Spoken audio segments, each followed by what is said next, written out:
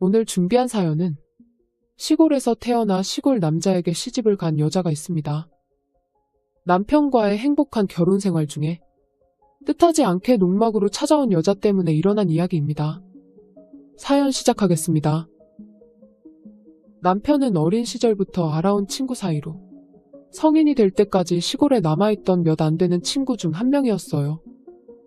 처음에는 시골이라고 해도 친구가 꽤 있었는데 하나둘 도시로 가서 직장을 구하더니 결국 남은 사람은 저 남편 그리고 지혜라는 동갑 친구가 전부였어요.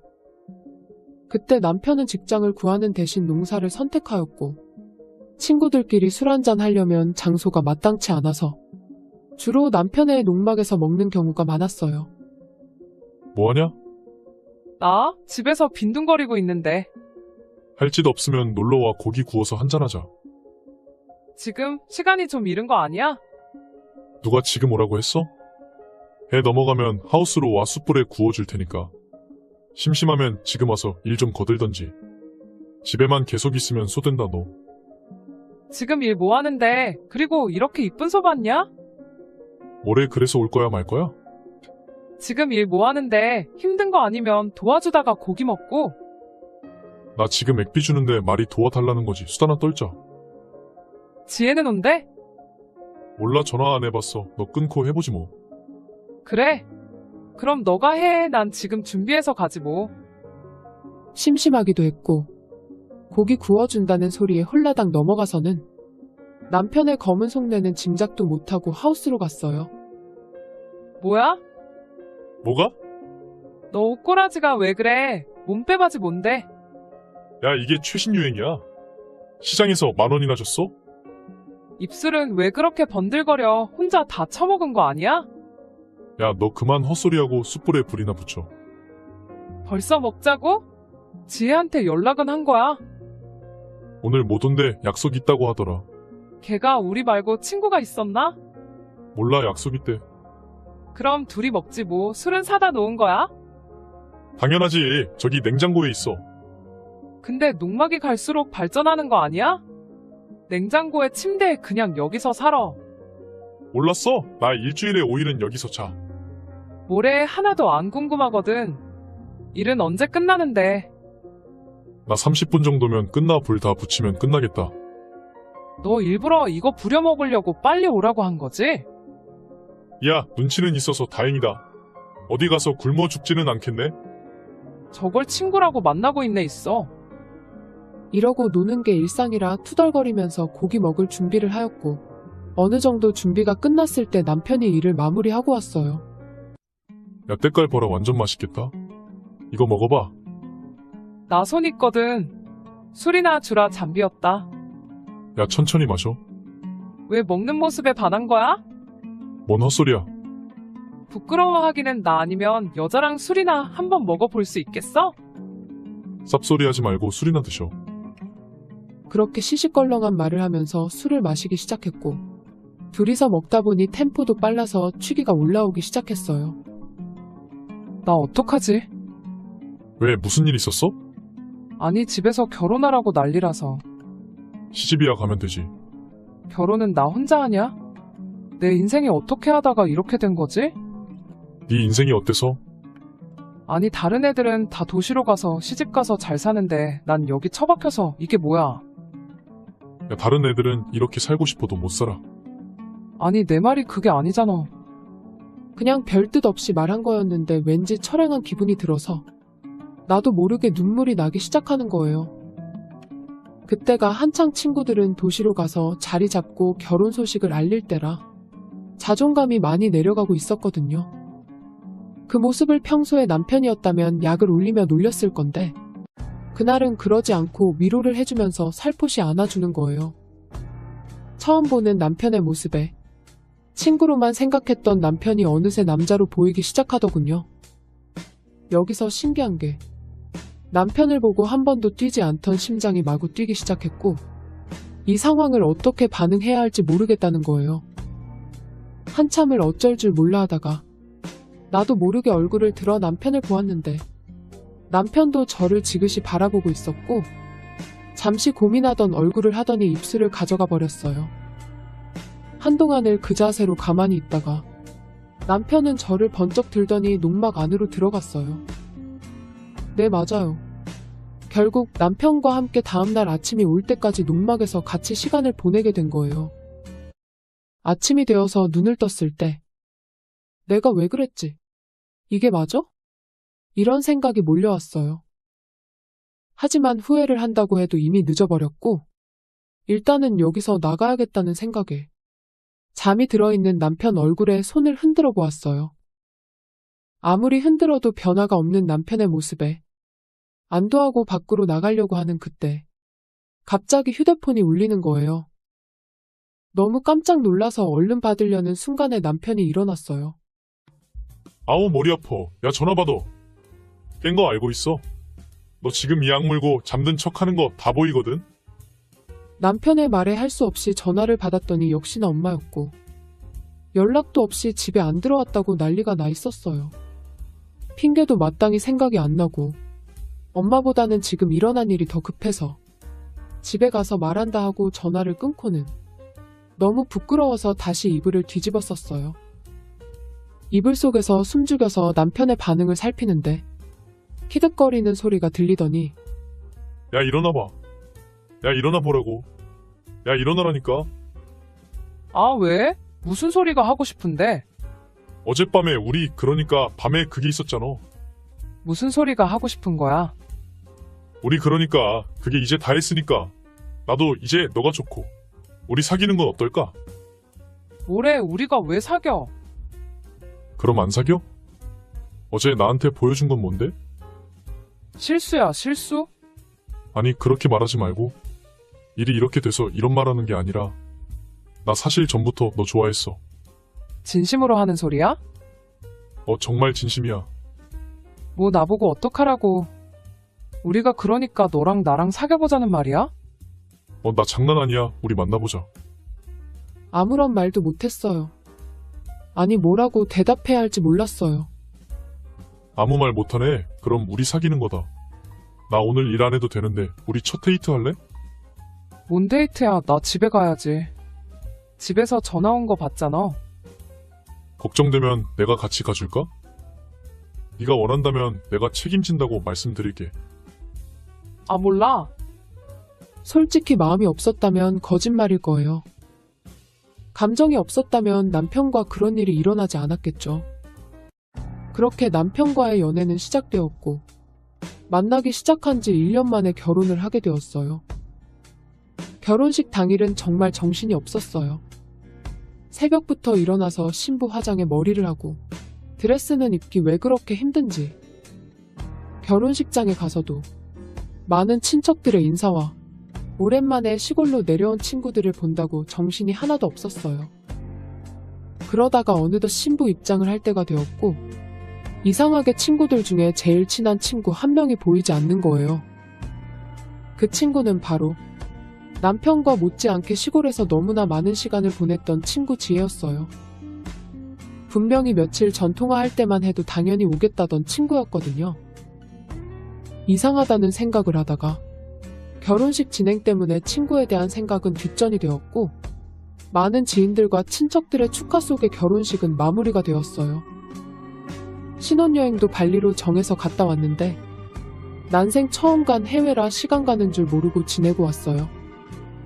그렇게 꿈같은 신혼여행을 끝내고 다시 시골로 돌아와서는 정말로 바쁘게 지냈어요. 아니다. 바쁜 거보다는 적응이 힘들었던 것 같아요. 시골에서 자랐지만 농사는 옆에서 구경만 했지. 실제로 삶이 되어서 해보는 거는 처음이었거든요. 그렇게 2년 정도를 정신없이 지내다가 문득 지혜 소식이 궁금해졌어요. 결혼 전에는 거의 매일 보다시피 하다가 남편과 결혼 후에는 얼굴을 한 번도 본 적이 없었거든요. 목마른 사람이 우물 판다고. 소식이 궁금한 제가 먼저 지혜에게 전화를 걸었어요. 다행히 번호는 바뀌지 않았는지 지혜가 전화를 받았고 다짜고짜 미안하다는 말부터 하더군요. 미안해. 왜 이래? 사람 뻘쭘하게. 아니, 그렇잖아. 결혼식도 못 가고. 야, 일이 있으면 못 올 수도 있지. 너 혹시 그것 때문에 연락 안 한 거야? 그게 그러니까 좀 그렇더라. 됐어, 괜찮아. 난 또 내가 너한테 큰 실수라도 했는 줄 알았잖아. 그럼 용서해주는 거야? 용서는 개뿔 됐다 됐어. 야, 이런 소리 하지 말고 우리 얼굴 봐야지. 봐야지. 민수는 여전하겠네. 말도 막고래 남편이라고 얼마나 떽떽거린다고. 왜? 민수 자상하잖아. 자상은 네가 같이 안 살아봐서 그런 소리 하는 거야. 됐고 이번 주 어때? 너 우리 사는 것도 한 번 못 봤잖아. 집으로 와서 한 잔 먹자. 그럼 그럴까? 옛날처럼 고기도 구워 먹고. 당연한 거 아니야? 올 거지? 그래, 그럼 토요일 날 갈게. 그때 보자. 알았어. 수고하고 그날 보자. 그렇게 지혜랑 전화를 끊고는 남편에게 주말에 지혜가 온다는 말을 했어요. 자기야, 지혜 우리 집 온대. 뭐? 아니요. 지혜? 지혜는 갑자기 왜? 결혼 전에 너무나 친했던 친구였기에 남편이 당황하는 게 이상했어요. 아니, 결혼식 때도 안 오고 해서 궁금해서 내가 연락해서 오라고 했지. 굳이? 굳이? 뭐야. 지금 지혜도 여자라고 나한테 잘 보이려고 어필하는 거야? 뭔 소리야? 암튼 토요일에 온다는 말이지. 알겠어. 나 지금 하우스에 물 주러 가야 되니까 자기가 알아서 해. 그렇게 말하고는 나가버렸어요. 왜 저러지 라는 생각을 잠깐 하다가 그냥 그런가 보다 하고는 넘겼어요. 토요일이 되어서는 지혜가 온다는 생각에 마트에서 고기와 술을 포함해서 이것저것을 사고는 집으로 돌아왔고 7시쯤에 지혜가 도착했어요. 우와, 집 좋다.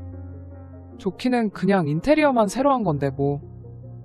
결혼 사진은? 사진 좀 보여주라. 결혼식장에도 못 갔는데. 그래, 여기 있어. 자기는 우리 이거 볼 동안 술 먹을 준비 좀 해줘. 밖에서 먹을 거야?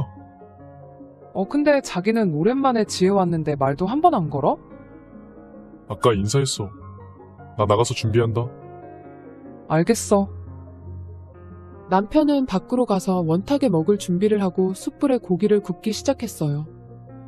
고기가 구워질 동안 친구랑 결혼 사진들을 보면서 그날 있었던 일을 이야기하며 시간을 보냈어요. 사진 잘 나왔다.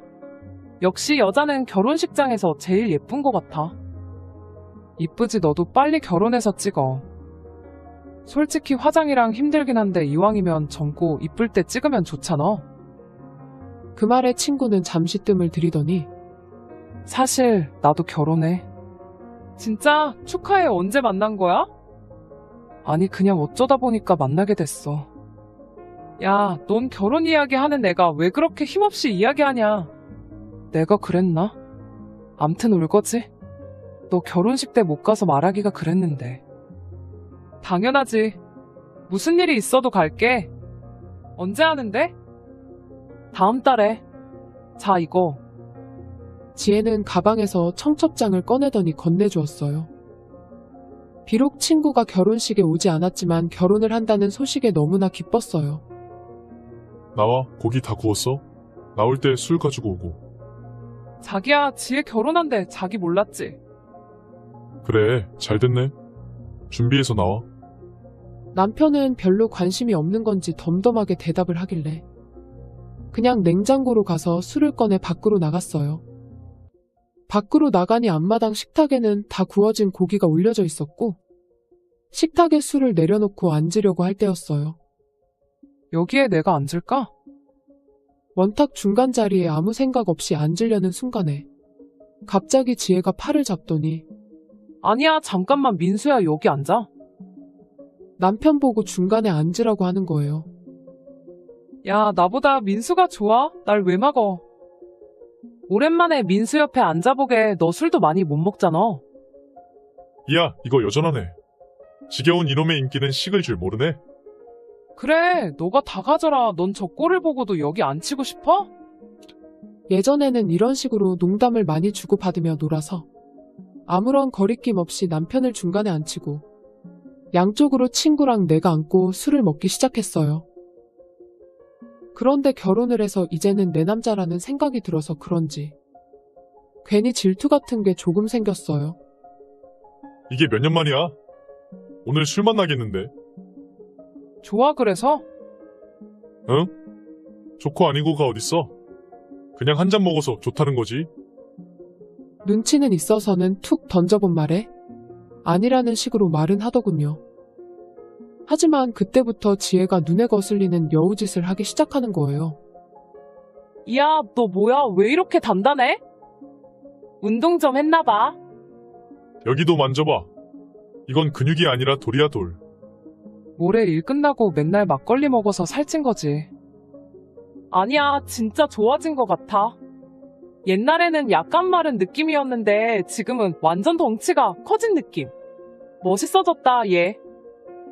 그러면서 손을 팔뚝을 지나 어깨도 만지기 시작하는 거예요. 남편은 그런 모습에 싫다는 내색도 안 하고 좋다고 허 웃기나 하고 솔직히 기분이 별로였어요. 야, 너무 좋아하는 거 아니야? 저거 그냥 하는 말이야. 지혜 원래 저런 식으로 말하는 거 알잖아. 아니야, 너 신랑 너무 멋있어졌어. 역시 지혜가 뭘 좀 하네. 이 분위기를 이어서 술 먹자, 술. 술잔들 채우시고. 그렇게 시작된 술자리는 이상하게 두 명이서만 기분이 좋아지고 저는 시간이 갈수록 기분이 이상해지기 시작하는 거예요. 근데 만약에 민수야, 너가 결혼을 안 했고 우린 모르는 사이야. 그러다가 밖에서 나랑 은정이를 만났어. 그럼 너는 어떤 스타일이 더 좋아? 에이, 무슨 소리야. 당연히 은정이지.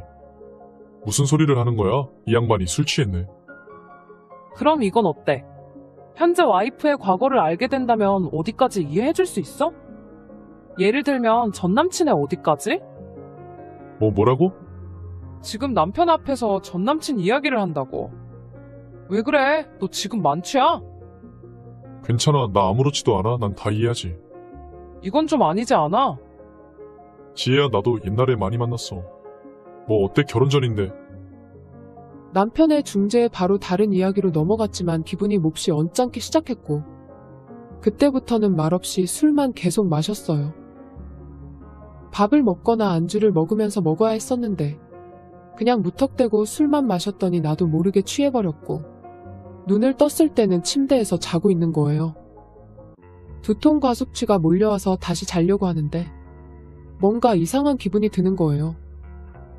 손을 더듬어서 휴대폰을 찾아 손전등을 켜보았고 있어야 할 남편이 방안 어디에도 보이지 않는 거예요.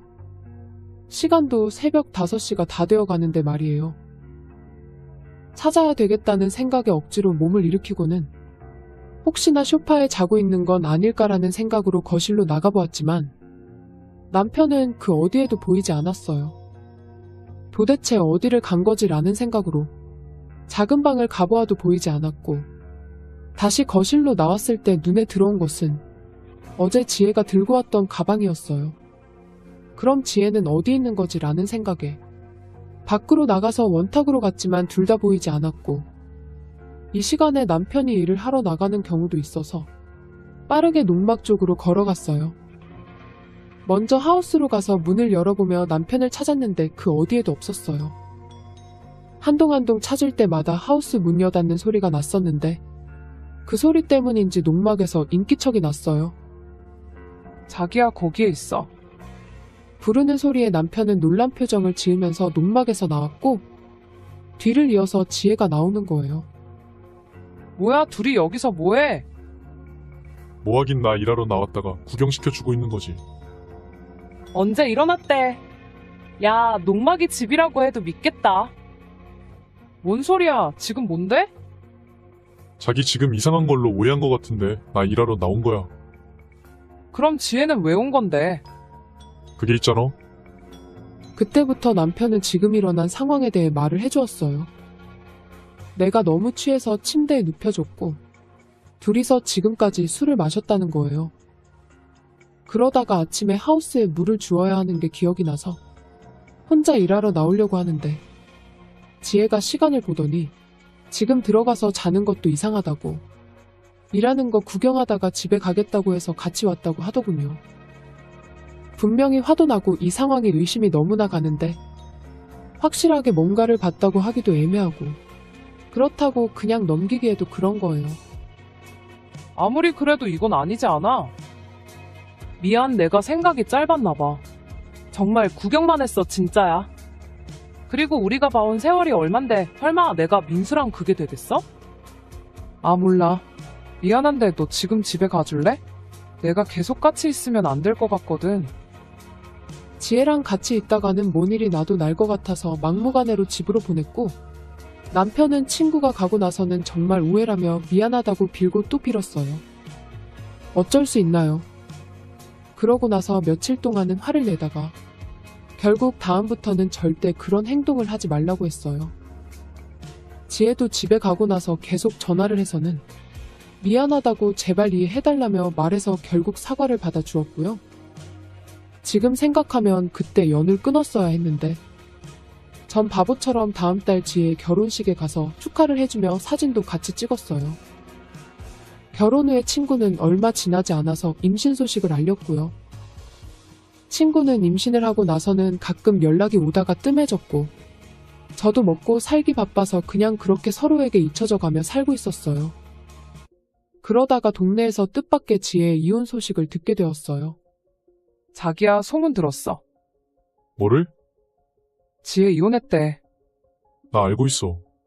뭐야, 언제 들은 거야? 언제긴 어떻게 하다 보니까 알게 된 거지. 그럼 왜 이혼한 거야? 그건 나도 모르지. 맞다, 나 농약방 갔다 와야 하는데. 남편은 갑자기 영양제를 사야 한다면서 밖으로 나가버렸어요. 일하다가 그런 경우가 많이 있어서 지혜의 이혼 소식에 대한 대화는 그렇게 마무리가 되었어요. 그러다가 며칠 후 남편이 상의할 게 있다는 거예요. 있잖아, 우리 농막에. 농막에 뭐? 그게 지혜가 한 달만 살자고 하던데 어떡하지? 갑자기 지혜가 왜? 자기가 그랬잖아, 지혜 이혼했다고. 그거랑 농막이랑 무슨 상관인데? 아니, 전화가 와서 사정사정을 하는데. 너무 딱해서 그러라고 해버렸어. 그런 게 어딨어. 그건 당연히 나랑 의논하고 결정해야 하는 거 아니야? 너무 딱해서 나도 모르게 허락했어. 그렇게 말하고는 남편이 지혜의 사정을 말해주었어요. 지혜가 이혼 후에 친정집으로 돌아왔는데 부모님과 불화가 생겼고 쫓겨나다시피 해서 나왔다는 거예요. 그럼 집을 구해서 가면 되지 왜 여기냐고 하니까, 안 그래도 급하게 집을 구했는데 기존 세입자가 한 달 정도는 있어야 한다고 했어요. 정말 싫었어요. 아무리 친했고 하지만 지난번 일도 있고 해서 찜찜했거든요. 저는 말도 안 된다고 계속 남편에게 말했는데 허락을 해버렸다고 이번 한 번만 눈 감아 달라고 말하는 통에 정말 울며 겨자 먹기로 그러기로 했어요. 남편은 허락이 떨어지자마자 지혜한테 연락을 했고 다음날 간단한 짐을 들고 집으로 찾아왔더군요. 한 달만 살기로 해서 그런지 이삿짐이라고 말하기도 애매한 가방 몇 개를 들고 왔어요. 이 말 아시나요? 가만히 있으면 중간이라도 간다는 말이요. 남편은 일하다가 말고 지혜가 오는 걸 보더니 달려가서 짐을 뺏듯이 낚아채고는 농막에 갖다 주는데 어이가 없었어요. 미안해. 한 달만 신세를 질게. 신세 지는 건 지는 건데 다음부터 이런 부탁은 나한테 전화해서 해줄래? 사실 나 불쾌했거든. 아무 말도 못하더군요. 사람 심리가 이상한 게, 화는 났지만 같은 여자로서 힘없이 농막으로 들어가는 모습에 연민 같은 게 몰려왔어요. 그래, 이왕 도와주기로 한 거 기분 좋게 해주자는 생각에 농막으로 들어가서는 이사를 도와주었어요. 고마워. 넌 이 꼴 보여주려고 이혼한 거야? 왜 이혼한 건데? 대답도 하지 않고 갑자기 울음을 터뜨리는 거예요. 갑자기 눈물을 흘리는 친구 때문에 순간 당황을 하다가 말없이 안아주었어요. 처음 며칠은 일을 하러 갈 때마다 마주치는 친구 때문에 어색하기도 했는데 그것도 곧 적응이 되었고 바쁠 때는 나와서 도와주길래 좋기도 했어요. 모내기 때는 고양이 손이라도 빌린다고 바쁠 때 나와서 도와주는 게 은근히 도움이 되었거든요. 농막에 미숙이 딸 와 있다면서? 우연히 동네 할머니를 만났다가 묻는 거예요. 네, 그렇게 됐어요. 왜 그랬어? 소문이 안 좋은데. 소문이요? 어떤 소문이요? 아직 못 들었어? 이혼한 게 바람나서 한 거라고 지금 동네에 모르는 사람이 없어. 누가요? 지혜 신랑이요? 아니, 미숙이 딸이 바람났다고 하더만. 지혜에게 이혼에 대해 물어보지도 않았고, 그럴 이유가 있었겠지 막연히 그런 생각만 했었는데 바람이라니. 동네 할머니에게 그 말을 듣고 나서는 모든 행동이 달라 보이기 시작했어요. 바쁜 날 일을 거들며 남편을 쳐다보는 시선도 이상했고, 서로 대화를 주고받는 모습도 다르게 보였어요. 참고 또 참았어요. 그래, 조금만 참으면 나간다. 다시는 어떠한 이유가 있어도 허락하지 않겠다고 다짐했어요. 그러다가 하루는 엄마가 병원 갈 일이 있다며 아빠가 바쁘다고 운전을 해달라는 거예요. 나 내일 엄마랑 병원 갔다 올 테니까 혼자서 일해야 알겠지. 몇 시에 가는데? 아침에 출발하자고 했으니까 9시쯤에는 나가야지. 그럼 언제 오는데? 몰라, 가봐야 알지. 그래도 대충 시간은 알 거잖아. 내가 어떻게 알아? 가서 전화할게. 둘이 놔두고 가는 게 싫었지만 나지기도 했고, 설마 하니 무슨 일이야 있겠어 라고 생각을 하고는 다음날 엄마 집으로 갔어요. 집에 도착하니까 엄마가 씻고 있어서 기다렸다가 10시쯤 출발하려고 하는데, 아빠가 전화가 와서는 자기가 가면 된다고 괜찮다고 하는 거예요. 보통은 일이 그렇게 되면 남편에게 전화를 해서 알렸을 건데 그러지 않았고, 엄마 집에서 나와서는 집으로 빠르게 향했어요. 부모님 집이랑 저희 집은 차로 20분 정도 거리인데 정말 10분 만에 도착한 듯한 착각에 빠질 정도로 빨리 왔고, 조심스럽게 현관문을 열었어요. 그런데 나쁜 상상을 한 것과는 다르게 집안은 조용했고, 내가 무슨 상상을 한 거지라는 생각이 들어서 괜히 남편에게 미안한 생각이 들기 시작했어요. 이 시간에 당연히 남편은 하우스에 있을 건데. 안도감에 방으로 가서 작업복으로 얼른 갈아입고는 일을 하러 남편이 있을 하우스로 향했어요. 전날에 두 번째 하우스에서 일을 하다가 멈추었기에 당연히 거기에 있을 줄 알고 갔는데 없더라고요. 그래서 남편을 찾으러 하우스를 둘러보는데 농막에 가까워질수록 이상한 소리가 들리기 시작했고, 소리의 정체가 예상되자마자 농막으로 뛰어가서 문을 열어 제꼈어요. 두 눈을 믿을 수가 없었어요. 농막 안에는 친구와 남편이 같이 있더군요. 그 모습을 보자마자 소리를 질렀고 남편은 저를 밖으로 잡아 끌었어요. 이게 뭐 하는 짓이야? 여보, 그게 아니라 뭐가 아닌데 어떻게 나한테 이럴 수 있는 거야? 그때였어요. 지혜가 밖으로 나오더니 남편 옆으로 가는 거예요. 내가 너희 둘 가만히 안 둘 거야. 그러자 더욱 어처구니 없게 가만 안 두면 어쩔 건데? 뭐? 여보, 그만하고 일단 집으로 가자. 여기서 이러지 말고 그러자. 민수, 넌 가만히 있어봐. 네가 뭘 어떻게 할 건데? 야! 뭐 누구 때문에 일이 이렇게 된 건데? 우리 사이에 끼어든 건 내가 아니라 너야. 여보, 이게 무슨 말이야? 무슨 말이긴 말 그대로지. 민수랑 사귀다가 싸웠을 때 너가 끼어든 거야. 여보, 이게 맞아? 왜 가만히 있어? 남편은 친구 옆에 서서는 아무 말도 못한 채 고개를 돌리고는 가만히 있었어요. 그럼 내가 이혼한 이유도 모르겠네. 똑똑히 들어. 내가 놓은 애 민수애야. 뭐 그게 무슨 말이야? 하늘이 무너지는 것 같았어요. 결혼 전부터 만난 것도 충격적인데 애라니. 더 이상 할 말이 없었어요.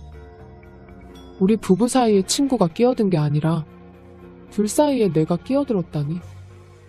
더욱 비참한 건 친구의 말에 아무런 대답도 못하고 가만히 있는 남편의 행동이 사실이라고 말해주고 있다는 거예요. 왜 하필 저에게 이런 일이 일어났을까요? 말도 안 되는 이 둘 사이에서 빨리 빠져나오는 게 맞는 걸까요? 동네가 시골이라 소문도 금방 날 건데. 며칠이 지난 지금도 믿겨지지가 않아요. 전 어떻게 해야 할까요? 여기까지가 오늘 준비한 사연이었습니다. 여러분의 구독은 영상 제작에 많은 도움이 됩니다. 사연 읽어주는 언니였습니다. 전 딸 하나를 두고 있는 평범한 가정의 가장입니다. 아이가 태어나면 온 집안의 웃음이 끊이질 않고 화목함이 더 가득 찬다고 하잖아요. 그런데 저희 집은 반대입니다. 아이가 태어나면서 제 인생에서 가장 큰 사건이 터져버렸어요. 물론 아이 탓은 아닙니다. 단지 그동안 숨겨져 있었던 진실이 출산으로 하여금 드러난 것뿐이죠. 흔히 부모님과의 마찰을 이야기하면 그래도 부모인데, 그래도 엄마인데 이런 얘기들 많이 하잖아요. 그래서 주변에 얘기도 못하고 끙끙 앓고 있다가 고민 끝에 이렇게 사연을 보내봅니다. 이렇게라도 한번 털어놓고 이제 그 기억은 묻어두고 살아가려고요. 저는 홀어머니 슬하에서 큰 외아들입니다. 당연히 어머니는 제가 어릴 적부터 저를 금이야 오기야 키우셨고 저 역시 그런 어머니께 효도해야 한다는 마음 하나로 살았어요. 그렇게 제가 성장하고 취업을 하고 또 너무나도 아름답고 착한 지금의 제 아내를 만나 1년간의 연애 끝에 결혼까지 골인했습니다.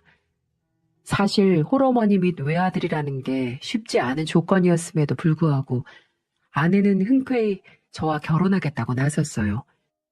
그리고 아내가 먼저 나서서 어머니를 모시고 같이 살자고 제안하기도 했죠. 그런 며느리를 맞이해 어머니도 굉장히 흡족해 하시는 모습이었어요. 저희는 어머니 집에서 신접살림을 차렸고 맞벌이를 하다 보니 생활도 생각보다 여유로웠죠. 바쁜 저희 대신 어머니가 살림을 신경 써 주시기도 하고 아내도 틈날 때마다 어머니를 도와드리는 모습에 저는 매일매일이 흐뭇했어요. 왜 만화 영화 보면 아빠들이 싱글벙글하며 기대에 가득 차 퇴근하곤 하잖아요. 그 마음을 좀 알 것 같달까요?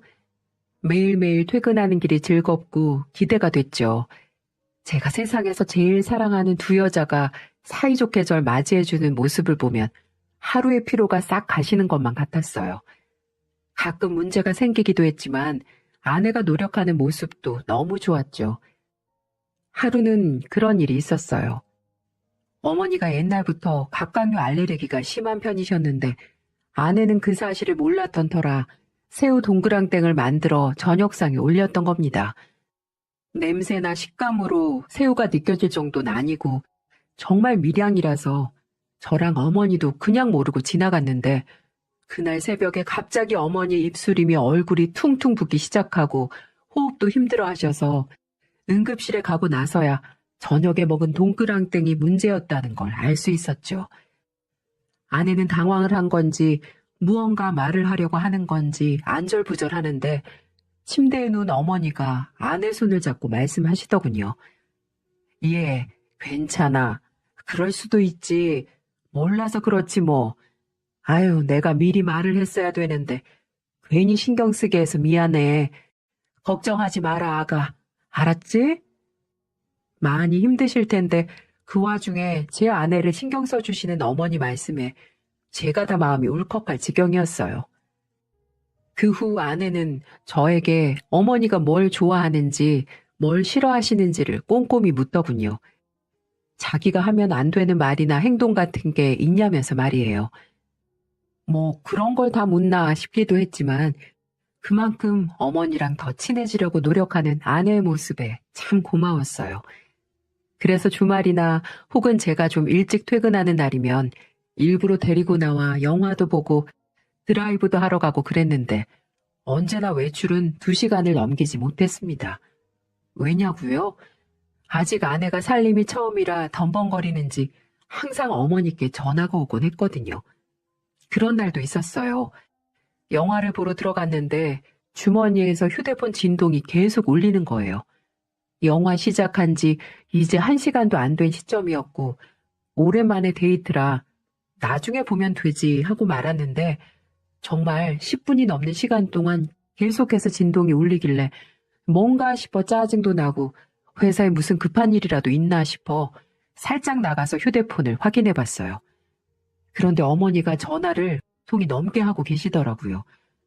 저는 집에 무슨 일이 났구나 싶어서 정말 깜짝 놀라 전화를 걸었습니다. 어머니, 무슨 일이세요? 집에 무슨 일 있어요? 아니, 얘. 아유, 미안하다.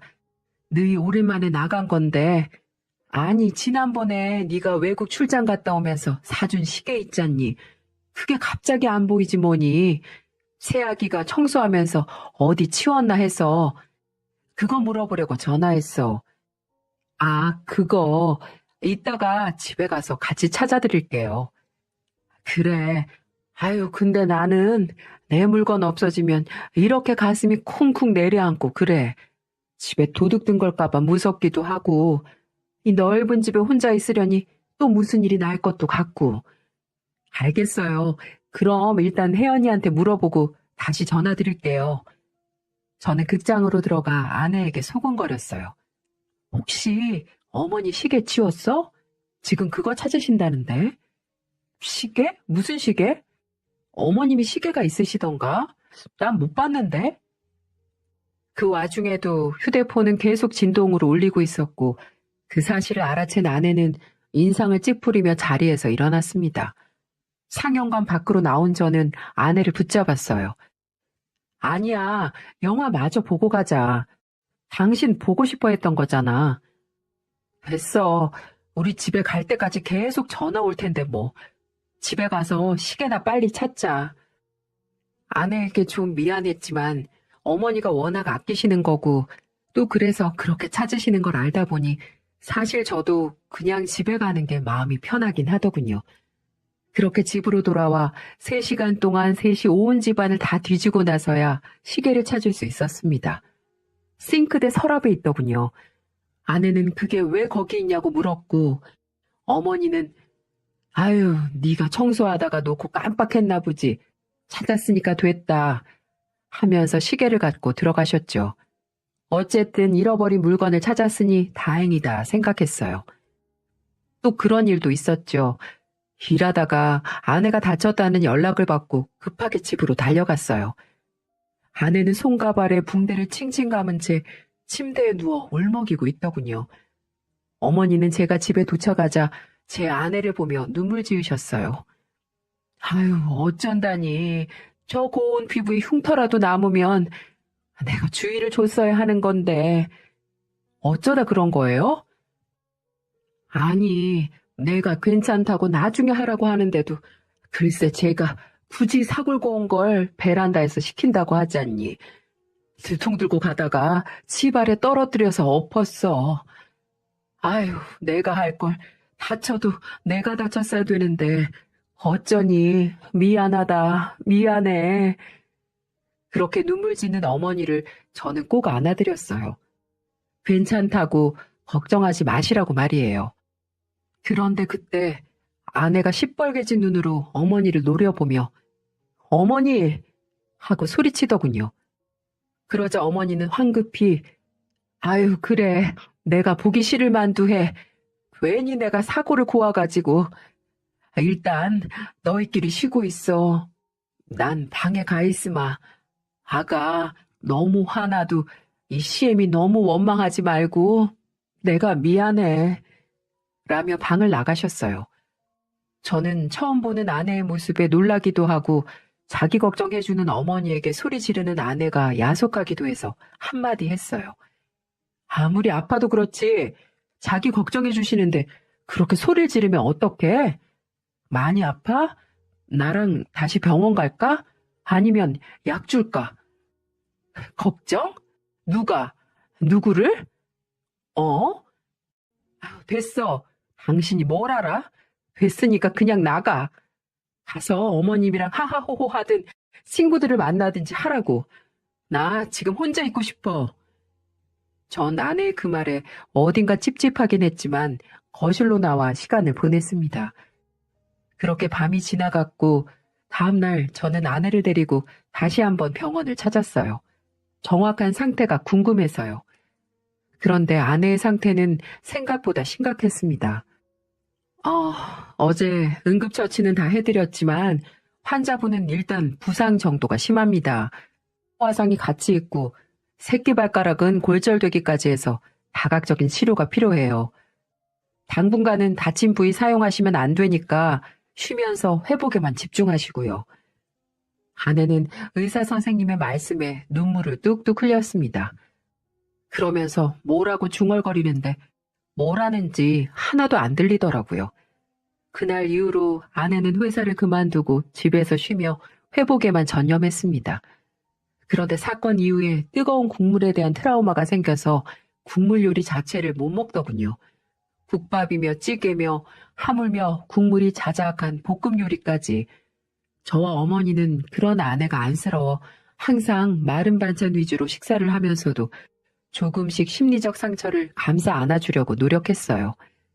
그런데 그럼에도 불구하고 어느 순간부터 집안 분위기가 이상하더군요.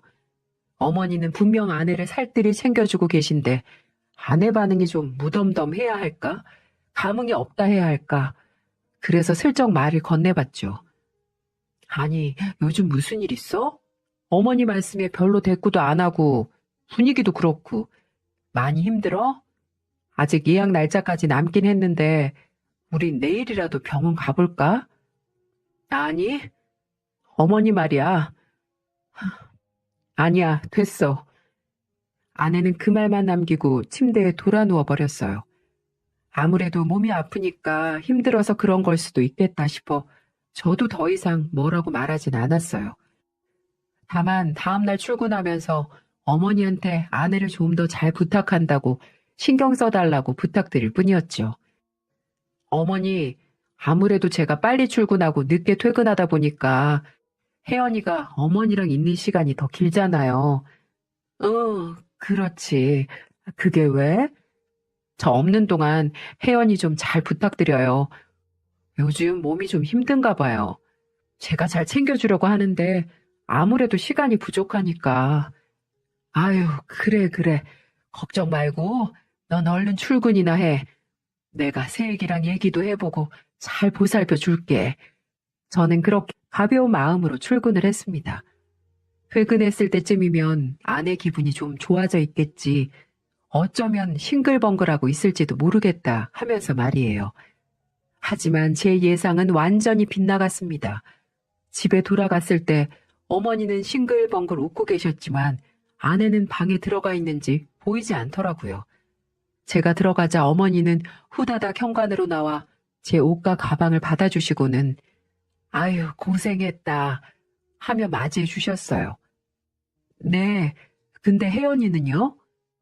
아까 피곤했는지 방에 들어갔다 자는 거 아닐까? 그렇게 방에 들어왔는데 아내는 불도 안 켠 채 깜깜한 방 안에서 침대 끝에 걸터 앉아 멍하니 허공을 바라보고 있더군요. 제가 아는 아내의 모습이 아니었어요. 그 순간 본능적으로 심장이 쿵 하고 내려앉는 것만 같았습니다. 이유는 모르겠지만 불안감이랄까 위기감이랄까 그런 것들이 엄습하는 그런 기분이었어요. 왜 그래? 우리 분가하자. 갑자기 그게 무슨 소리야? 이렇게 살다가는 내가 미칠 것 같아서 그래. 우리 분가하자. 원룸이라도 좋아. 어디 지하방이라도 좋아. 제발 분가하자. 나 좀 살려줘. 저는 도대체 아내가 무슨 말을 하는 건지 영문을 모르겠더라고요. 그래서 일단 아내를 진정시키며 말했죠. 혜연아, 우리가 당장 분가하면 어머니는 어떻게? 네가 먼저 어머니 외로우시니까 모시고 살자고 했었잖아. 애기 나오면 애기도 봐줄 사람 필요하고 그렇지 않겠어? 아내는 아무 말도 못하고 눈물만 주룩주룩 흘리더군요. 나 힘들어. 너무 힘들어. 알아. 많이 아프고 힘들지. 내가 더 노력할게. 우리 조금만 더 힘내보자. 알겠지? 그렇게 밤새 아내를 안고 토닥이며 겨우 달랬습니다. 그렇게 시간이 지날수록 아내의 부상은 조금씩 호전을 보이기 시작했고 그 사이 저희에게 축복이 찾아왔습니다. 아내가 임신을 한 거였어요. 그래서 저도 어머니도 아내에게 많은 신경을 쏟아부으며 노력했지만 출산이 다가올수록 아내는 점점 예민해졌고 행동도 많이 거칠어졌어요. 임신하면 흔히 있을 수 있는 일이라고 그래서 그냥 그러려니 했죠. 어머니도 임신하면 원래 그럴 수 있다고 애 낳고 나면 달라질 거라고 말씀해 주셔서 저는 크게 걱정하지 않고 출산일만 기다리고 있었습니다. 보통 아이의 성별을 알면 아이에 대한 애착이 더 생긴다던데 어쩐지 제 아내는 반대였어요. 임신 20주가 다가올 때쯤 병원에서 아유, 아기가 엄마 닮았네요. 아주 미스코리아 나가도 되겠네. 라고 언지를 주셔서 딸이라는 사실을 알고 있었는데 그로부터 얼마 후부터 딸을 위한 출산용품을 쇼핑한다거나 혹은 폐교를 하는 게 아니라 다리를 떨고 손톱을 물어뜯으며 어딘가 초조한 모습이었죠. 저는 그게 그냥 출산이 처음이라 두려워서 그러는 줄 알았어요. 그래서 밤마다 배도 부드럽게 문질러주고 동화책도 읽어주면서 폐교에 동참하려고 노력했는데 그럴 때마다 아내는 화를 내거나 우는 날이 많았습니다. 그때마다 저는 임신해서 힘든 거 안다고 토닥였고 제 딸아이와 만날 날을 손꼽아 기다리며 아내를 보살폈어요. 그리고 드디어 대망의 출산일이 되었습니다. 정말 의사 선생님 말씀처럼 아내를 쏙 빼닮은 예쁜 딸아이가 탄생했죠. 가족 분만실에서 초조하게 아내 곁을 지키고 있던 저는 간호사님이 전해주는 아이를 안아들고는 정말 얼마나 울었는지 모릅니다. 아내도 저도 정말 많이 울었어요. 밖에서 초조하게 기다리고 계실 어머니와 장모님, 장인어른께도 빨리 손주를 보여드리고 싶었어요. 원래 가족 분만실이라 같이 들어오셔도 되는데 어른들이 같이 들어오면 아내 불편해서 안 된다며 굳이 밖에서 기다리고 계셨거든요. 그래서 더 빨리 손주를 보여드리고 싶었어요. 하지만 절차라는 게 있어 제가 그대로 아이를 데리고 나갈 수 있는 건 아니더군요. 아이가 신생아실로 이동할 때까지 저는 아내의 손을 잡고 연신 고맙다고 수고했다고 머리를 쓰다듬어 줬고 아내는 여전히 눈물을 멈추지 못한 채 허공만 응시하고 있었습니다. 뒤늦게 아이를 보신 저희 어머니 그리고 장모님과 장인어른은 서로 손을 부여잡고 감격하셨습니다. 아이고 사돈 축하드립니다. 우리 집안에 경사가 났네요. 경사가. 그러게나 말입니다. 이게 다 사돈께서 예쁜 우리 며느리 낳아주신 덕분입니다. 며느라이가 예쁘니 손녀도 이렇게나 예쁘네요. 다른 아이들 사이에 있어도 벌써부터 혼자 빛이 나니 이를 어쩌면 좋답니까? 하면서 하하호호 웃음과 함께 즐거운 분위기가 흘렀죠.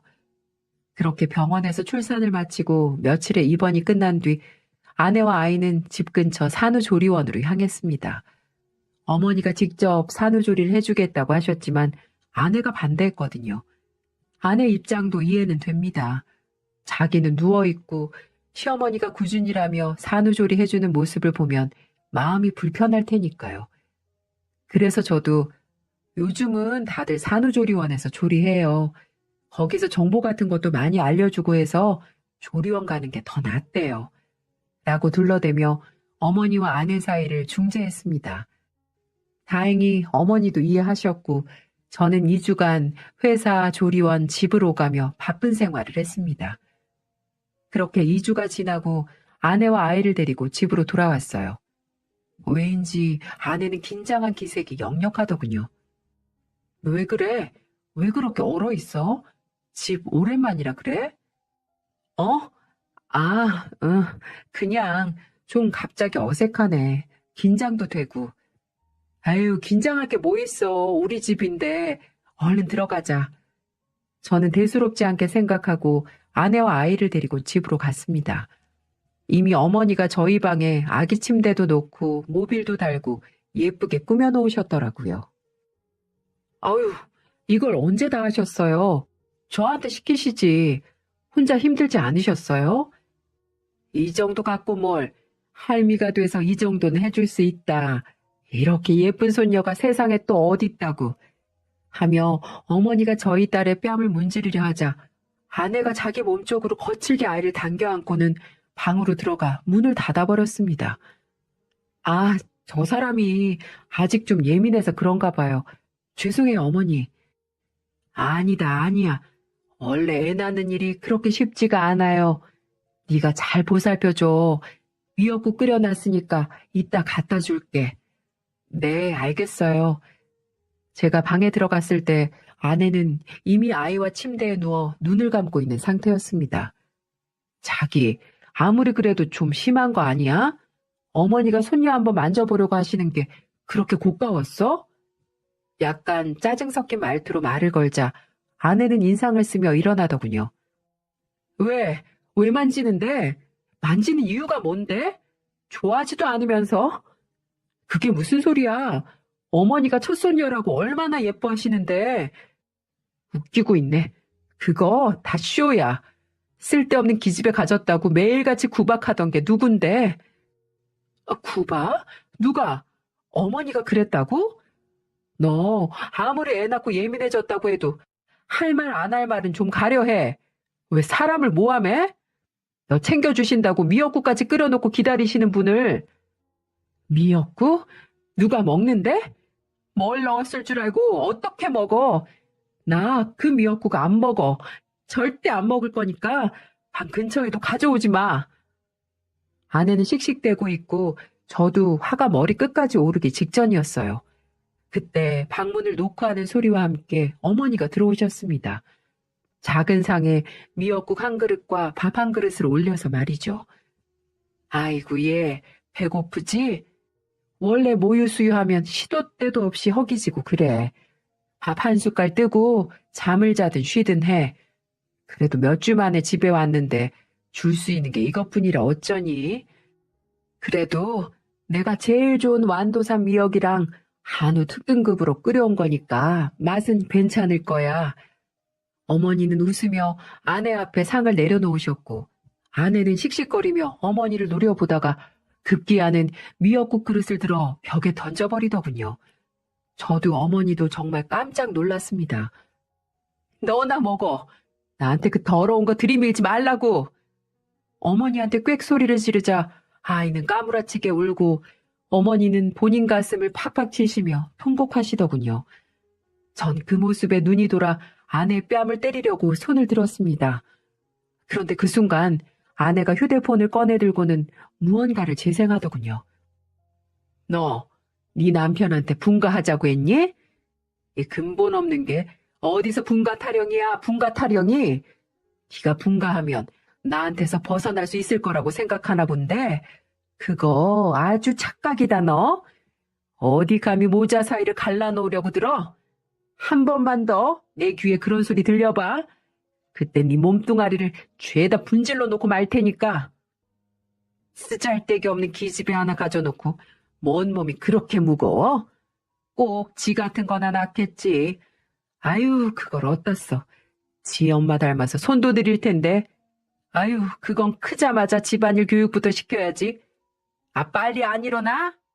빨리빨리 움직여. 나 때는 애 갖고 밭일도 했어. 자궁 약해서 유산기 있는 게 뭔 유세라고 하루 종일 누워서 늙은 시애미 수발을 받으려고 들어? 기집년 하나 낳고 끝낼 생각 마라. 우리 집안에 들어왔으면 대는 이어야지. 아들 낳을 때까지 넌 그냥 나 죽었어 하고 임신이나 해. 알았어? 전부 어머니의 목소리였어요. 다만 녹음된 음성 속에는 제가 그동안 사랑했던 누구보다 존경하고 제게 너무나 인자하셨던 어머니는 없었습니다. 정말 당황스러웠어요. 뭘 믿어야 하는지, 지금 나한테 무슨 일이 벌어지고 있는 건지 모든 것이 혼란스러웠죠.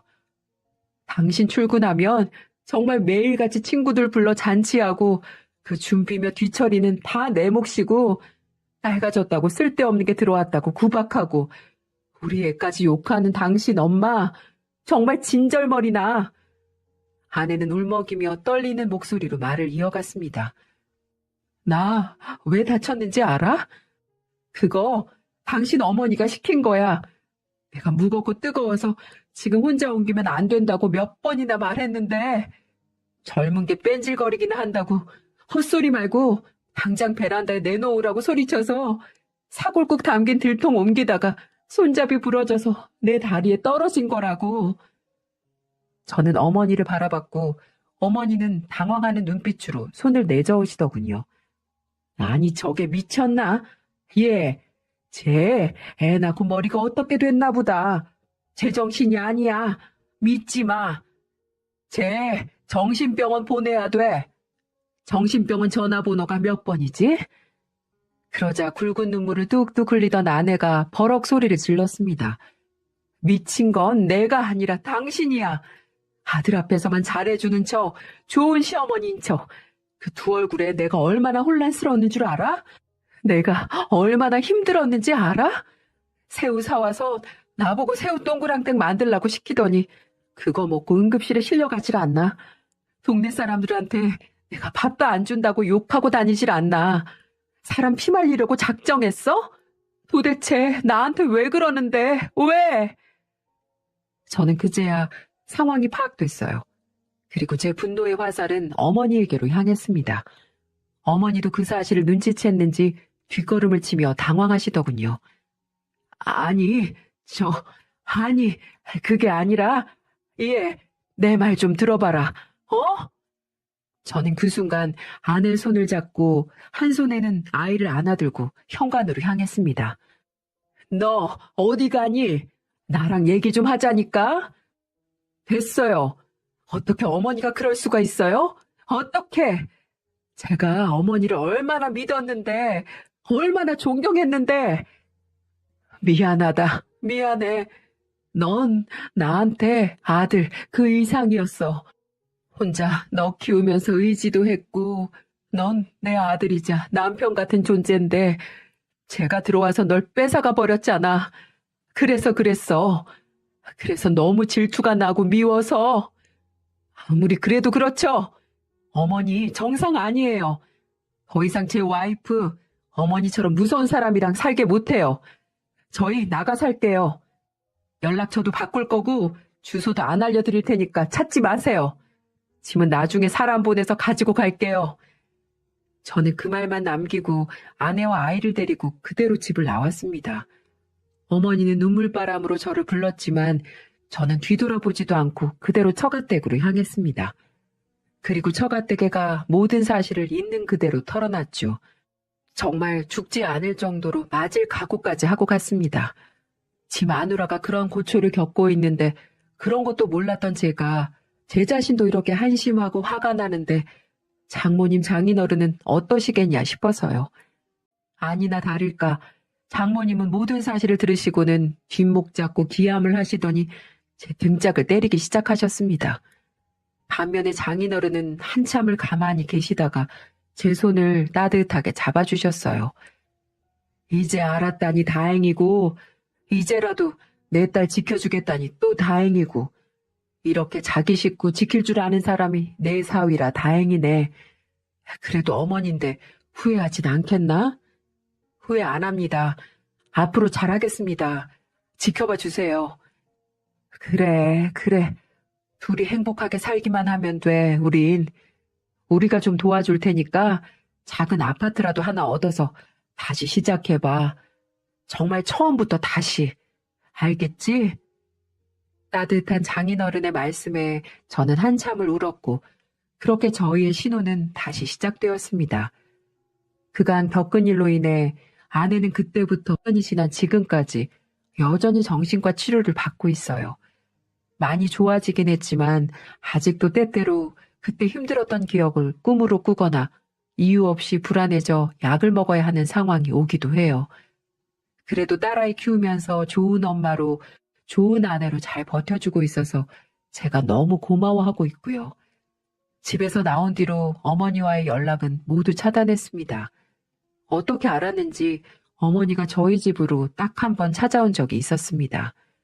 딸 예방접종하는 날이라 주말 오전에 나갔다 오는데 저희 집 문 앞에 어머니가 서 계시더군요. 저는 본능적으로 아내와 아이를 막아섰습니다. 여긴 어떻게 알고 오셨어요? 아유, 창호야. 어떻게 천륜을 저버리고 살려고 그러니? 내가 잘못했어. 어머니는 제 팔을 잡고 눈물을 흘리셨고 저는 일단 아내와 아이를 집 안으로 들여보낸 뒤 문을 닫았습니다. 그리고 현관문 앞에서 어머니와 대화를 이어갔죠. 이제 와서 왜 이러세요? 내가 그동안 혼자 살면서 정말 뼈저리게 느꼈어. 진짜야. 내가 세익이한테 너무했다. 잘못했어. 나도 내가 잘못한 거 알아. 이제 안 그럴게. 진짜 친엄마처럼 잘해줄게. 우리 손녀한테도 내가 할미 노릇 제대로 할게. 그러니까 한 번만 더 기회를 줄 수 없겠니? 내가 뭐든 하마. 각서라도 쓰라면 쓰마. 어머니는 정말 작정한 듯 결연한 말투로 말씀하셨지만 어쩐 일인지 저는 고민조차 되지 않더군요. 오히려 어머니가 그럴수록 제 생각은 굳어져 갔어요. 여기서 약해지면 내 아내가 내 아이의 지옥이 시작된다. 그래서 저도 단호하게 말했습니다. 어머니랑 다시 같이 살 생각 없어요. 아유, 그럼 연락만이라도 좀 받아. 이러다 이 엄마 혼자 죽기라도 하면 너 어떡하려고 그러니? 그렇게 약하신 분 아니라는 거 알아요. 자꾸 이렇게 찾아오시면 또 이사 가서 숨을 수밖에 없어요. 찾아오지 마세요. 연락할 일 없겠지만 제가 연락할 때까지 저희한테 연락도 하지 마시고요. 그 말만 남기고 어머니를 아파트 입구까지 억지로 끌고 나가 택시 태워 보내드린 뒤 집으로 돌아왔습니다. 어쩌면 후레자식 소리를 들을지도 모릅니다. 그래도 낳아주고 키워준 엄마인데 어떻게 그렇게 인연을 끊을 수 있냐면서 말이죠. 그런데 저는 제 선택에 후회하지 않습니다. 적어도 아내의 치료가 끝나고 아내가 정말 다 회복돼서 이제 괜찮다고 하기 전까지는 어머니랑 연락할 생각도 다시 같이 살 생각도 없습니다. 아무리 부모라 할지라도 넘지 말아야 할 선은 있는 거잖아요. 다행히 장모님 장인어른이 잘 챙겨주셔서 저도 아내도 이제는 조금 편안해진 마음으로 잘 지내고 있습니다. 둘째도 계획하고 있고요. 이런 이야기는 사실 영화 속에서만 나오는 줄 알았습니다. 그런데 현실에서 그것도 바로 제 집에서 일어나는 이야기더군요. 여러분, 아내가 갑자기 힘들어한다면 내 눈에 보이는 것과 다른 무언가가 있는 것 같다면 한 번쯤 아내의 말에 귀 기울여 주세요. 저는 그걸 하지 못했던 게 아직도 마음의 짐으로 남아 있습니다. 아마 이 미안함을 평생 가져가야겠죠. 내 가족을 지킬 수 있는 사람이야말로 진정한 가장 아닐까요? 지금까지 긴 이야기 들어주셔서 감사합니다. 여러분들은 모두 행복한 결혼 생활 하셨으면 좋겠습니다.